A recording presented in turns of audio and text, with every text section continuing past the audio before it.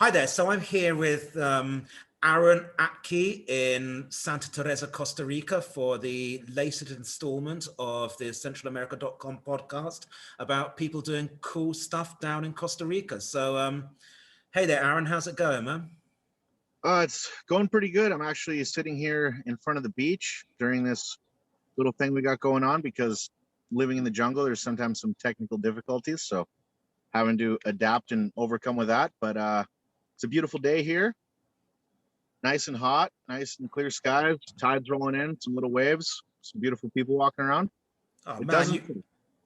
I'd say you have to, having said that, man, stick your phone out the window quickly. Go Check ahead. it out.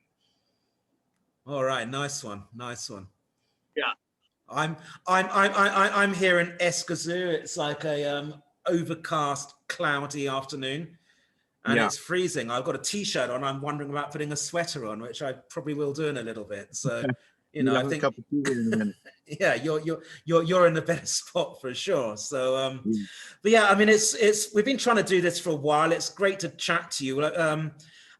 As I said, we're talking about expats doing cool stuff down here in Costa Rica, and you are what I would call, or what the French would call, a bon vivant. One of those guys that has Yeah. his fingers and toes and a little bit of everything. You're a sushi chef. You're a private chef. You do fishing tours. Show people around surfing. You're one of those guys. You're kind of busy all the time. You kind of have to be here because it's like, I have friends that they kind of have one job and then work dries up for them and then they're broke. And I mean, it's not all about the money. I really like what I do, and I've been fortunate to turn my passions into what I do for a living. And half the time it's, take someone fishing and then cook them dinner with what we catch, show someone a different experience that isn't just so cut and dry. And growing up here, identifying as someone that is truly from this town, I take great pride in showing someone what Costa Rica is really about instead of just $50 for an hour and a half experience and thank you and we'll never see you again. So I like to take it to the next level and connect people that come here with tour operators and service providers that are born and raised in this community, and for two reasons. So the money stays in town and the people that need it will have resources when things are not so awesome. And also because it's really cool for me to have people from other countries and other cultures actually connect with people from this country and this culture, because that's what they're here for, on all sorts of levels. And as a chef, as a tour guide, as who I am as a person, it's important to me to make those connections.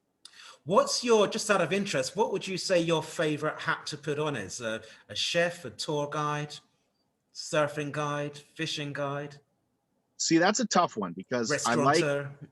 I like so many different aspects of what I do and they all play into each other. So growing up around the ocean, growing up in the restaurant industry, both my parents were involved in commercial fishing before they moved down here. My grandfather was a big fisherman, and I learned how to fish here because when I was a kid, there weren't any grocery stores. You couldn't go buy anything. So we had a big garden. We grew a lot of our own food. My parents dove for lobster, and I learned how to fish. So what I would label myself as, that's a tough one for me. But professionally, over the past couple of years, I would definitely say I'm taking the biggest pride in my skills as a private chef because I really, really love cooking. Now I take my skills as a fishing guide and apply those to my chefing because I know what fish will work better for a different preparation, what fish is in season, where to catch them, and kind of use all the knowledge I've gained over the years in everything that I've done to do what I do to the best of my ability. Right. Yeah. I mean, it's quite a good, as you're saying, it's quite a good sequence, isn't it? From being a fishing guide, you take them out and you can literally catch their dinner for them, and then turn Yeah. that into some amazing creation later on at their rental home or their villa or whatever. Exactly. And that's like what I did this morning because I knew that the sea bass were biting down near where I have my kayaks in Malpais, and I knew I had to make fish tacos for lunch. So I got up at 4:30 in the morning and launched my kayak and caught some fish, and then that's what I cooked for lunch. So having more control over the chain of where I get my product for me is also very important. As with my restaurant here in Santa Teresa, we only buy locally caught fish. And some days we don't have tuna, or some days we don't have snapper or this or that because it wasn't caught here locally. And I'm not going to buy fish from another part of the country because that's not supporting the people that I want to support that are direct members of this community.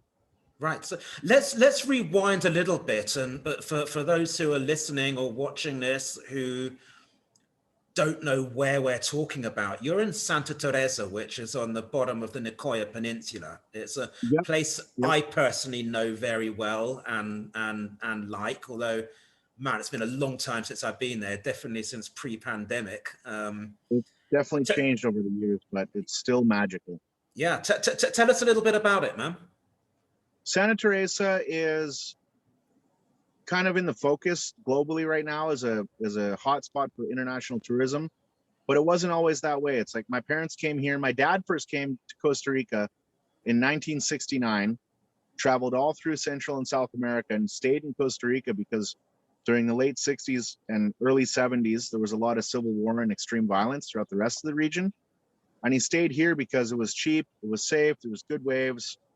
Life was pretty easy compared to Guatemala and El Salvador and Honduras back in those days. And he would work in Canada fishing and then travel for a few months a year. One thing led to another. He bought property here in the early 80s. And my dad was one of the first people in Costa Rica to even surf. He told me the story of when he brought his surfboard across the border with Nicaragua, that they didn't know what a surfboard was. He had to tell him it was a water ski. So my family is deeply ingrained in the culture of this town, if you were to put it that way. Like, you know, my dad's a bit of a local legend in many, many regards. And Santa Teresa for me, I mean, I've traveled a bit around the world, but this place, it's awesome, man. It's home. And right. I take it upon myself to kind of be an ambassador for this place in a few ways. And that rubs some people the wrong way because I'll tell people how it is. And, you know, it's not always rainbows and unicorns like everybody says. And a lot of the really cool stuff that is going on here isn't even publicized because the people that are doing it don't have access to social media. They don't even know what a computer is really.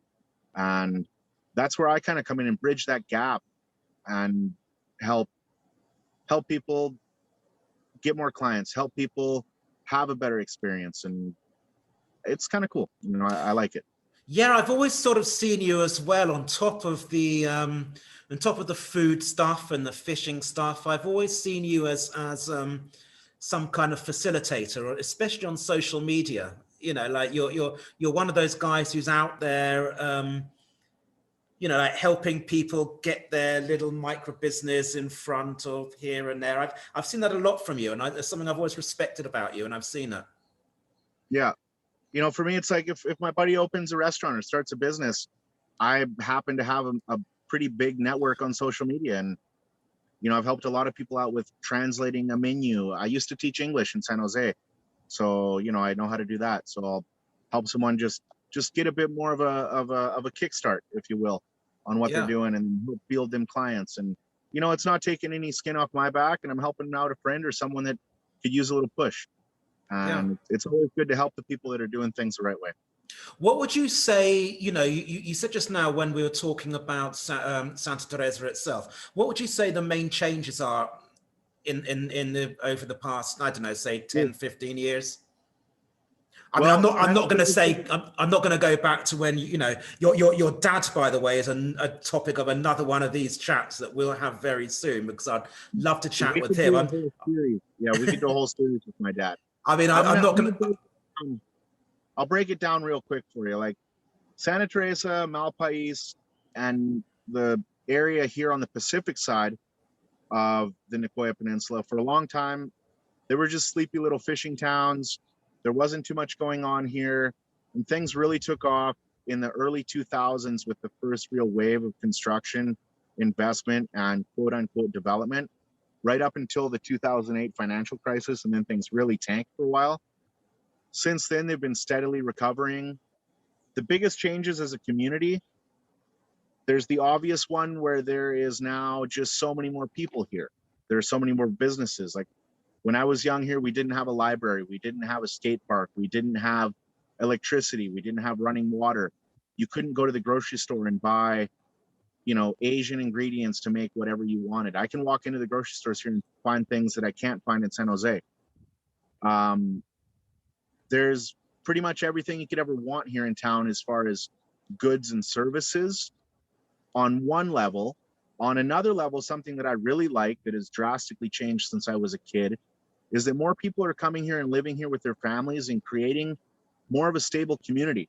Because when I was younger, people would come here and they'd spend 2 or 3 years here while their kids were still kind of in the early elementary school days, and they could afford to miss a few months or miss a year, do a little bit of homeschooling, and then they got to an age where they had to move away because they wanted their kids to get an education. Now we have really cool schools here like Pura Vida, which has its international baccalaureate accreditation. We have Hermosa Valley School, which is me and my brother were some of the first kids to ever go there. Even the public schools have really brought things up. There's just so many more resources for people to actually live here, raise a family, and be a member of the year-round community here. Because for a long time, it was so marked with high season and low season. I remember a lot of businesses would just shut down and be closed for 6 months to 4 to 6 to even 7 months a year. And people were just out of work. There was nothing going on. And things got pretty skinny in the middle of the rainy season. Now, things still fluctuate. Things are still up and down. A lot of businesses will take a month or two off. But it was really, really pronounced last year during the height of the pandemic lockdowns, where a lot of places in Costa Rica were very, very hard up. And we were doing pretty well here because there's a pretty stable community of expats from all over the world that live here, that stayed here, that help support the local economy and help support the local community. I remember in August of last year, I went up to Playas del Coco with some friends of mine to shoot a video for this kayak expedition we did. And it was the first time I had gotten off the peninsula since we started lockdown here in March. And it was pretty eye-opening seeing just how desperate a lot of people up there were compared to down here. It was like, I felt bad. And that's from someone that has lived in this country their entire lives and understanding with what you can get by here. Like it was pretty crazy to see over 50% of the businesses just closed down, a lot of things up for rent, up for sale, people really struggling. And then coming back here from that trip was really eye-opening. It's like, I knew we were doing pretty good, but it was like, okay, we're really doing amazing compared to a lot of the country. And I was going to say, that's super interesting to note the difference between how it went down in Santa Teresa as to how it went down up in Guanacaste. I mean, we was hit hard. I know. I mean, here we covered a lot of that. I know like Christian Bettinsoli and Playa Avenea. Yeah. Personal friends with them. They are amazing people. And what they did to help out their community there, I mean, they deserve a round of applause and a pat on the back. Tell me about it. I mean, we covered them a lot. She wrote for us. We interviewed her. Just what they were doing, not only in Aveneas, but like also like in the Tamarindo area. And then we were talking to people in Playas del Coco, Playa Hermosa, and all of that, and they were hit so hard. So the contrast between how it went down, of course you guys were hit, there's no question about that, but we made off like bandits compared to the rest of the country in a lot of ways. And I've heard that from a couple of other sources as well down there. Like Manny, who runs the like Nantipa. We were speaking to a couple of guys, there who are telling us more or less the same thing, and some other people as well. I mean, it was very interesting to see, and it's probably down to that great sense of community that you guys have there. I mean, in a large part, yeah. And the other factor is that we have a lot of production of goods here in the area. We have a lot of farms. Most of our local seafood is caught locally. I mean, as far as fish, we can get fish here locally from either Tambo or Cabuya or Malpais every day. And we did pretty good, not gonna lie. Yeah. I was pretty glad to be riding it out here. Yeah, absolutely. I mean, I always consider myself quite lucky to be here in Costa Rica during all that, especially when you look at how it went down in my own country of the UK.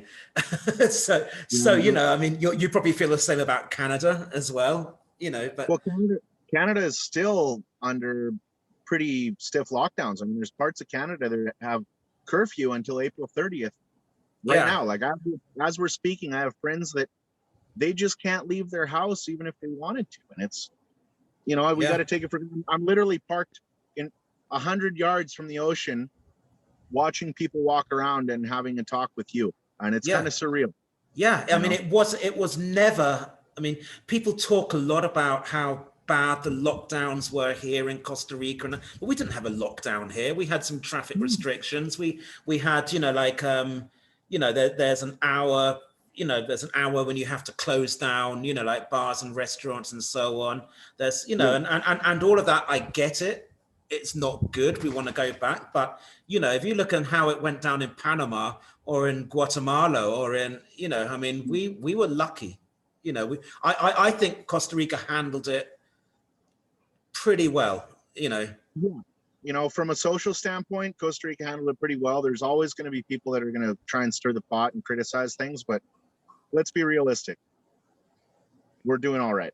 Yeah, I mean, like I said, we're both on these Facebook groups for Costa Rica, and you see all these people all the time talking about, the lockdown and how much it sucks and this and that, and I get it, it does. But as I said, there with Costa Rica, there was never a true lockdown, and I'm personally very, very lucky to have spent the past year here in this country, and for you, my point was my going around it, if there was a place in this country to spend it, I'm talking about Costa Rica in general, but then we can break it down to the parts of Costa Rica, and you, my friend, were very lucky to have it, to spend your one where you were over there. Definitely. And I mean, it's been a bit of a process working out of it. As a business owner, we shut down in March. I think it was March 10th, the day that we closed, for two reasons, because we kind of saw what was going to happen, and our whole business model revolves around extremely fresh seafood. Our sales plummeted, and we didn't want to compromise the quality of our product. And you can't really hold fresh fish for 2 days, 2-3 days. Then it's not fresh. Exactly. We're in a very fortunate situation where we actually own the building that our business is in. So we were able to just shut down and close the doors up. We were closed for 10 months.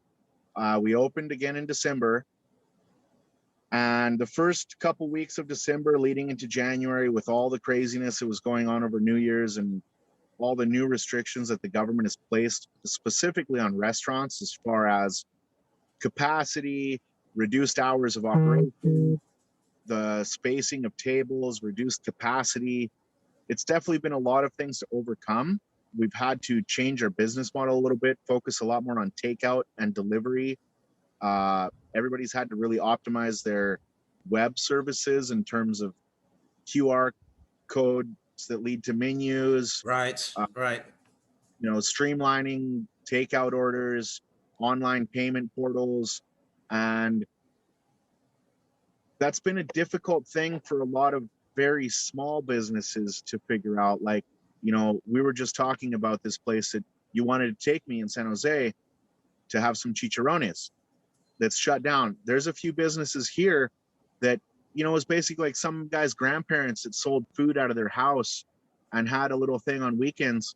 They're not doing that anymore. Yeah. Because they just can't. Yeah. And, that industry it's a hard industry to make it in under good conditions. And you got to really be on your game right now to kind of be able to pull through. And fortunately, because Santa Teresa is kind of this magical little place where everyone wants to be right now, we we're doing very well. We're going to see how it goes and how it lasts. Things go up and down. There's a couple good days a week, a couple slow days a week, and then a couple bad days a week. But things aren't going backwards, and we're keeping everybody employed. You know, we drastically increased the size of our business. I have 16 employees now, and I got to kind of be responsible for all of them and make sure that everybody gets enough to eat and gets their paychecks every week. And you know, it's one of the reasons why we're keeping the place open, is just to keep our staff going. Let's segue a little bit into talking about your about the restaurant. I mean, hype it up. Tell me about it. Tell me its name. I know its name. I want you to tell me it. And you know, I am the co-owner of La Cevicheria in Santa Teresa, and this restaurant was opened 2.5 years ago out of a desire to highlight ceviche. We started with 2 versions of ceviche, a cooler full of Tupperware containers, a stove we bought from the grocery store. And when I say we, it's my business partner, Mario Montoya. We both grew up here. We're both professional chefs from Santa Teresa. Neither one of us has any professional training, but we've just been in the industry our entire lives. We both love to fish, and we've been private catering for years and years. Mario has worked at a bunch of different hotels in the area, and it's really cool how our skill sets complement each other, because I'm a lot more geared towards the private end of things and customer service and marketing, whereas he has a lot more experience in the actual restaurant side of things. So right. I bring one skill set to the table, he brings another one, and we work together really well. There's very little overlap. But it was really funny because we opened up this restaurant and one thing led to another. And all of a sudden, like within 6 months, there's a line out the door every day because we're offering a good quality product. Now, the concept, think of gourmet seafood Subway, where you walk in and pick your style. You pick your style, and you pick whatever ingredients you want, pick however spicy you want it, modify the recipe however you want, and everything's made fresh to order. One of the reasons we wanted to do things like that is because for a long time, ceviche out here where we live was a very basic style, which is not bad, but everything was made in large batches and then just scooped out and served in a cup with some soda crackers and a couple packets of ketchup. That's totally fine. But we wanted to take it to the next level and highlight our local seafood that other places aren't really getting. It's like most places in town are using 2 or 3 types of fish throughout the entire season: red snapper, mahi-mahi, and yellowfin tuna. We'll use 15 to 25 different species of fish during the year because we both know what's running or where to catch it. And half the time I'll go catch the fish myself in my kayak, or my business partner from my fishing business will be out fishing in the kayak, and then he brings the fresh fish right to the restaurant. And it's been a wild ride so far, and it's a hell of a lot of fun to watch people enjoy what we make. Absolutely, and that's the restaurant. Now tell us about the fishing business. Well, I've fished my entire life, and a long time ago, when my parents had their first restaurant here called the Mambo Cafe, this is back in the late 90s, early 2000s. Right. I was 12 years old, and I would take people from the restaurant and we'd go fishing and then bring the fish back to the restaurant, and that's what we would have for fish special for that night. So in a way, I've been guiding since I was like 10. I didn't start doing it professionally until I was about 21 years old, and I started a business called Peninsula Fishing. And my whole thing as a fishing guide is putting my clients in a situation where they can actually hook the fish and just have it be a lot more hands-on, because a lot of fishing tours around the country, you put the people on the boat, you drive the boat around, you drag some lures, and when the fish is hooked up, one of the mates or the captain or one of the guides hands the client a rod with the fish on the end of it. A lot of people like that kind of fishing. I don't. I think it's very, very boring.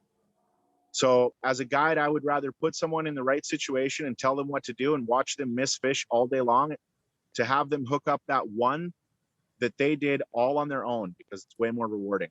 So Right. we offer a little bit different experience a lot more hands-on, a lot more tailored to what the client wants to do. I don't care if they want to go fly fish and catch jack crevalles all day long. I know where to put them. A lot of people don't like to catch those fish because they think they're garbage, but on the right tackle in the right circumstances, it's a fantastic fish to catch. It's not my fishing trip. It's your fishing trip. I want to make it the best experience you can have. So on that kind of the tip of a personal experience, if you're with somebody who knows what they want to catch, or they know they know what they're looking for, they would ask you to be like, yeah, let's go out and do that then, rather than you just keep an open mind, depending on the day, depending on the conditions of the day, depending on whether something's even around on any particular day. Exactly. And it's like certain fish are seasonal, certain fish are migratory, certain conditions lend themselves to fishing a different way. I get clients that come from all over the world to Santa Teresa to fish for roosterfish. We know where to get them. It's a fish that it only exists on the Pacific coast of Central America. It's one of the most important trophy game species that we have in the inshore waters of Costa Rica, and you can catch them throughout the entire country. You can catch them a number of different ways, and I've caught them in ways that a lot of people didn't think you could ever catch them. For example, jigging. A lot of people think the roosterfish, you're only going to catch it on a topwater lure. I got about 150 pictures to prove otherwise. Some of my best roosterfish that I've ever caught have been on jigs, and lately out of the kayaks. And it's just understanding the fish, understanding where they're at during what time of year, what they're eating, looking at the water conditions, looking at what bait is around. It's like just being a little bit more intuitive about what's going on and matching to the conditions, to the day. And there's always going to be those days where things are just total shit show and it doesn't work out. And there's going to be those amazing days where you're going to catch everything you wanted and then some. Right. And that's why it's called fishing and not catching. Yeah, absolutely. So if we're talking a little bit, let's go back a little bit and talk about Santa Teresa again, but from the eyes of somebody who might be interested in relocating there. What would you say would be, like a potential expat, potential migrant, transplant over to your part of the world? What would you say would be the best thing they would need, attitude-wise and so on? I mean, I would say the best thing for someone looking to move here full-time to relocate would be to completely clear their minds of any preconceived notions of what it's going to be, to arm themselves with some patience, and to come out here and not jump in with both feet right off the bat. To come out, rent a place, stay for a bit, drive around, see what the different areas have to offer, because I'm looking down right now towards the south tip of the peninsula of Malpais, looking up on the hill, and just there's so many different little areas here that are completely different. There's an Italian community here, there's a German community here, there's an Israeli community here, there's an Argentinian community here, there's a Canadian and American community here, there's a massive European contingent here. It depends on what type of crew you want to fall into, what you want to do. If you're a very outdoorsy, active person, if you're a bit more, independent, you want to just go for a walk on the beach and read a book. Things here are easier than ever as far as communications, as far as how it is to get things here, as far as options on places to eat and things to do. It's still a small beach town that deals with extreme weather in the rainy season, loss of communications. Sometimes the roads wash out. Yes, it gets humid, it gets buggy. We are, however, in the jungle. A lot of people think that it's just going to be this Instagram perfection, and most days it is, but on the days that it isn't, if you're not ready for it, it's going to kick your ass. Right. And this place will chew you up and spit you out real quick. I see people come down here all the time and jump right in, and they buy something that's completely overpriced. They buy the absolute worst possible vehicle, and they go fully gung-ho. They spend way too much money, they over leverage themselves, and they burn out within a year and a half. Right. How often have you seen that? A lot of times. Over the years, a lot of time. Yeah. A lot of times. It's like, then you see the people that do things cautiously. And I'm not saying that you need to be like you know, extremely defensive and protective. A little bit of common sense is going to go a long way. It's like, you're not going to come here to Santa Teresa and do something that you wouldn't do in your own hometown. You're not going to go for a swim and leave $3,000 worth of electronics on a towel and expect them to be there when you're gone for 2.5 hours. Right. You know, it's like Santa Teresa's gotten a bad rap for petty theft and crime, but we also need to look at the reasons why. We have a largely naive, somewhat ignorant population of people that are coming here doing things like that. It's like, you know, yeah, you're going to go to the beach and leave a brand new camera and your iPhone and an iPad and go for a walk and be gone for 2 hours. Or, you know, leave a bunch of stuff in your car unattended in a parking lot where there's no security. And then they come back and the window is smashed and everything's stolen. Crime is an issue anywhere in the world. And this has become a subject of some heated debates here in town about community security and cameras and this and that and beach patrols. And it's like a little bit of common sense and a little bit of forewarning about things. Like if you tell someone not to do it, they'll have it in their heads when they're going to go do it. Yeah. Whether they listen to it and apply that or not are two different subjects. But it's like, there are hotspots here in town for car break-ins. But if you tell people, listen, if you're going to go park there, make sure don't leave a bag in your car or leave a phone in the center console, this and that. As much as I love this place and it'll forever be my home, there are things that I wish were different. One of them being that factor where it's like, yeah, now we have to deal with theft being an issue. Whereas when I was a kid, it's like I literally knew everybody in town and nobody stole anything. Right. One of the reasons it has become a focus for petty crime and stuff like that is because of the amount of tourists that have come here and just made it a little bit easier.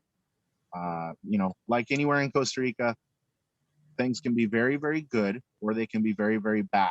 With the, you know, with the drop of a hat. And they're always good until they get bad, and then yeah, all of a sudden your entire perception of the place has completely changed. You know. Exactly. And people are really, really quick to make a judgment call on why that happened without analyzing the underlying causes of what happened. You know? Yeah. So my final question then, really, and you've kind of answered it already, I guess, talking about you know, like Santa Teresa and so on. But what's, you know, like trying to get an insider scoop here. You know, what would be what's your favorite little secret about Santa Teresa? On under what category? Because I have under any category that you want, you know, like your, you know, a favorite little place, a favorite recommendation, something that you would recommend, you know, say one of your best friends from Canada is coming down, you know, what's the kind of thing you'd recommend for them to do, which, you know, like a regular tourist wouldn't see? Just something like that. Well, I'm going to talk about a few things here. Sure. But one of my favorite things about this place is just like what I'm doing right now is just coming down to the beach and chilling out. You know, bring a bottle of water, bring a book, set up your hammock, watch the sunset, go for a swim. Anybody can do that anywhere in town. Like I'm right in the middle of town right now. Like I'm right in front of Super Ronnie #1, which is right in the heart of town. And you know, it's a beautiful day. It's fantastic. As far as something that is absolutely magical that everyone needs to do when they come here, because it's just that much of a kick-ass experience, food-wise, you need to make a reservation at Playa de los Artistas in Montezuma. I know that place. I know that place well. You need to just go there. You need to just go there, take a few $100 and just go. Yeah. I'm not going to tell you what's on the menu because it changes every day. The guy that owns the place is a magician. He's like the wizard in the kitchen. You need to go there and you need to eat. Right. And you need to order things that you don't know what they are. You need to forget everything you know about food and just go there, spend a couple $100 and walk away with your mind absolutely blown. So that's something you need to do. Playa de los Artistas in Montezuma is your favorite restaurant in the southern Nicoya Peninsula, would you say? I would venture to say it's in my top restaurants in the world of anywhere that I've ever eaten. Fair enough. That's yeah. Coming from you, that's a recommendation. Yeah. for multiple reasons. First off, because of the food. Second off, because of the experience, where you're located. You're sitting like in a coconut grove in the sand in an old house that was turned into a kitchen. If you walked in expecting something, it's not going to be what you think one of the top places you're ever going to eat in the world is. So throw away whatever you think you know, just go there and do it and step out of your comfort zone. And that's something that I would tell people is step out of your comfort zone when you come to Costa Rica. One of the other things that people need to do when they come here is go to this bar that's north of Santa Teresa, about 20 kilometers. It's called La Perla India. Uh-huh. It is on the northern side of the Bongo River. It's an old farmhouse cantina owned by the people that owned it over 50 years ago. And it's like stepping back in time 45 years. There's still a horse hitch on the front. You never know what kind of food they're going to have because the lady's cooking it in the back in a wood fire. My parents used to walk there from Playa Hermosa once or twice a week to get a cold beer. Right. Back in the day. And it still exists. It is magical. It's amazing. Probably back in the day, it was one of the few refrigerators in town, I guess, to keep the beer cold. Yeah, and it was operated by kerosene before there was electricity here. Right. Yeah. Yeah. You know, the tide pools in Malpais, the tide pools in front of Mar Azul, just spending some time off your computer, off your phones, disconnecting. And that's what I think is so awesome about this place. You can really delve into a whole world of new experiences here, like going out onto the rocks at low tide and messing around looking in a tide pool. You think it's something that we do as kids. Go do it here. You're going to see stuff you never even knew existed. You know? Yeah. Spend some time at night out and looking at the stars. We have very little light pollution here. Stargazing here is fantastic. Watch a moon set. Get up at 4:30 in the morning on the day of a full moon and watch the moon go into the ocean. Like it's really cool. Do stuff that you've never done and just be up for a different experience. Go on a canopy tour. Come kayak fishing with me. I'll cook you dinner on the beach. We'll make it happen. Go rent an ATV and drive around. Go to the Montezuma waterfalls and make Tom Brady look like a bitch. Jump off the higher spot than he did. I'll tell you a little story about that myself in a minute. Like I went back in the day, you know, like I came here in 2000 and Montezuma was the first beach. Well, actually, no, Cahuita on the Caribbean side was the first beach I ever went to in Costa Rica. Montezuma was the first beach I ever went to on the Pacific side. And I used to, you know, I mean, man, I was, you know, like in my 20s, you know, I used to, you know, jump off that waterfall all the time, you know, climb up that whole thing, you know, to the top one, the one Tom Brady jumps off and jump off that. I had friends coming over from England, always used to take them there, you know, jump off it, jump off it, jump off it. And then a few years ago, when would it have been, like 2014, 2015, I had like one of my friends from England who came to visit me back then, came back to visit with his kids and so on, you know, and he'd always for all these years remember jumping off that waterfall. So we took him to Montezuma. We were staying there and we climb up there again. We do all that. And I've been to Montezuma over the years, but I've kind of like never wanted to jump again. You know, like I did it back then and I'm like, man, you know, I'm done with that. Yeah, I'm up there again, and my friend there, you know, we're into our 40s now. Do you know what I mean? Like we're up there, and like he's up there again, and we're shitting ourselves at the top again. You know, it's like whatever, you know. And we used to do it so easily back in the day, so easy. Didn't even think about it. It just shows how age gets you. And then he jumped and he did it, you know. And I'm like, I just can't, I still couldn't do it. I'm up there and I'm frozen. I just couldn't do it. And I felt, you know, like I was the biggest pussy in the world for that. You know, it was like, man, and like, he still won't let me forget that. You know, it's just one of those things. But I do remember seeing Tom Brady doing that. That was funny to see him doing it.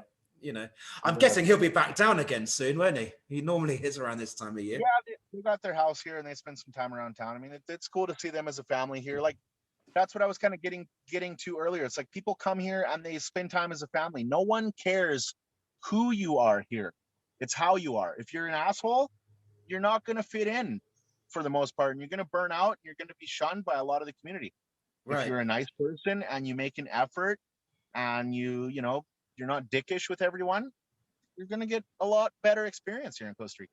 Make an effort to meet some locals, you know, make an effort to have a chat with the cashier at the grocery store. Make an effort to get to know the guy that you're buying your fish off of. It's not just a blind face or, you know, just a robotic transaction with someone. There's a community here.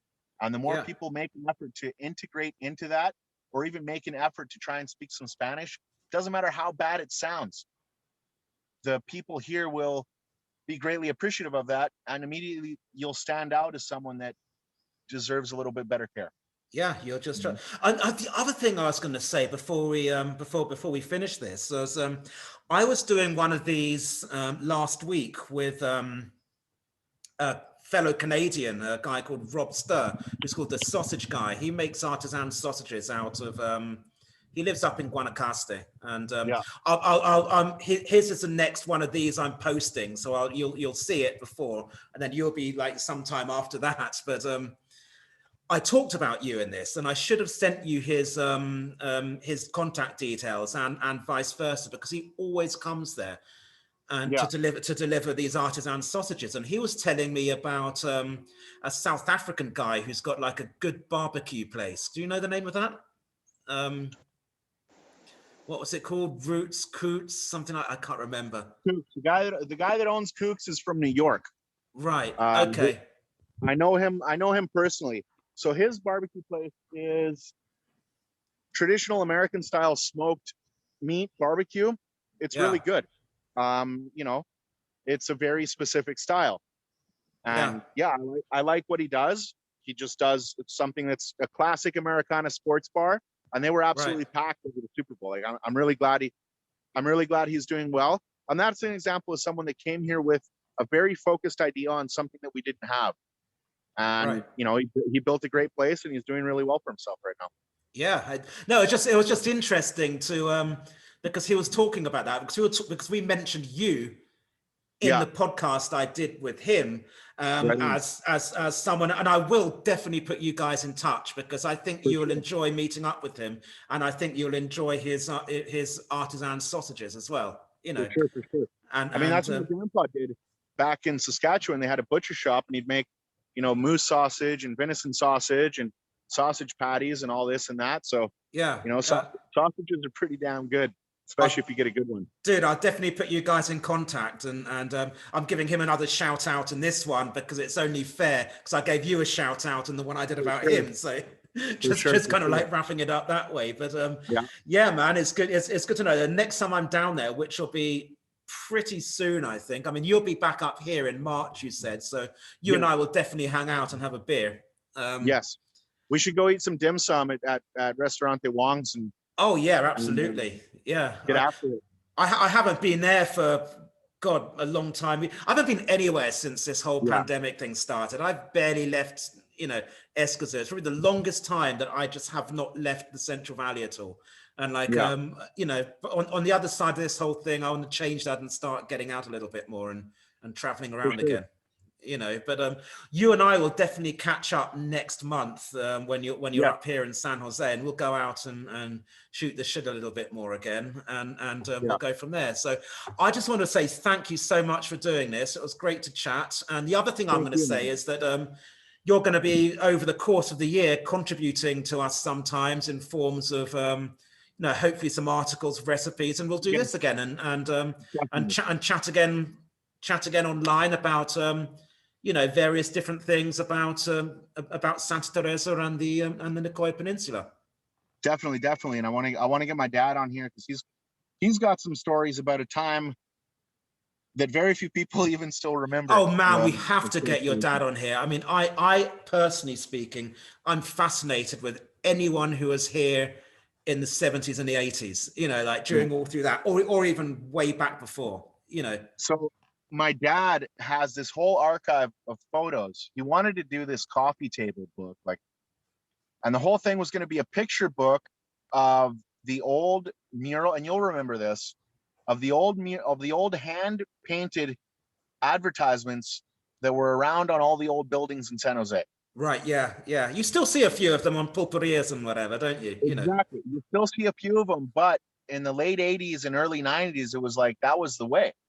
So you'd see like, a mural of Mr. T at a mechanic shop and like a little caption in Spanish and stuff like this. So Right. he's got this whole archive of pictures, and it'd be cool to like, because my dad spent a lot of time living in the Central Valley. Like he lived in Hatillos. We lived all over. He spent a lot of time here as a young adult, and as much as we spent time out here on the coast, we would always have to go to the Central Valley. So he's got memories of back then when it wasn't really a place that anyone went, Right. you know? Apart from to have to do stuff, Exactly. banking or immigration, or you're flying out or whatever, Yeah. Yeah. Craziness. But yeah, no, I would love to have him on, and we'll make that happen as well, because I think there's a lot we can cover for there. That people are interested in local history and local expat history and surf life and all of that, which I'm interested in all of that. I think your old man would be a great person to have on to chat to. Definitely. But for now, man, it was great to have you on here. So I wanted to thank you again. And thank you so much, James. Always a pleasure. And no worries. And we'll be catching up real soon. And I'll let you know when this goes out. Yeah, man. Appreciate it. All right. No problem. Thanks, then.